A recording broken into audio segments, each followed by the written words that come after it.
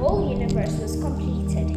By the seventh day, God finished what he had been doing and stopped working. He blessed the seventh day and set it apart as a special day, because that day he had completed his creation and stopped working. And that's how the universe was created. Garden of Eden. When the Lord God made the universe, there were no plants on the earth and no seeds have sprouted, because he had not sent any rain and there was no one to cultivate the land.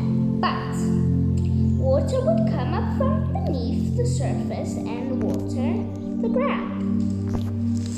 Then God took some soil from the ground and formed a man. Out of it he breathed life-giving breath into his nostrils, and the man began to live. Then the Lord God planted a garden in Eden in the east, and there he put the man he had formed. He made all kinds of beautiful trees there and produced good fruit. In the middle of this garden stood the tree that gives life and the tree that gives knowledge of what is good and what is bad. A stream flowed in Eden and watered the garden. Beyond Eden, it divided into 4 rivers. The first river is the Pison. It flows round the country of Havilah.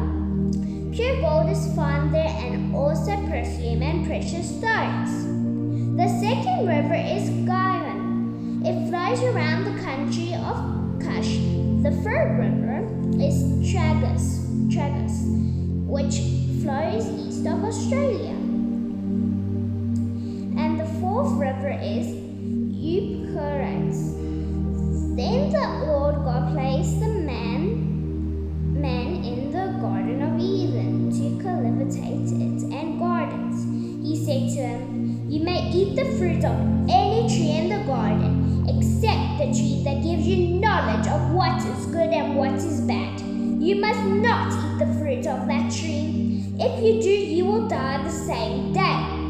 Then the Lord God said, "It's not good for the man to live alone. I will make a suitable companion to help him." So he took some soil from the ground and formed all the animals and all the birds. Then he brought them to the man to see what would he name them. And that is how they all got their names.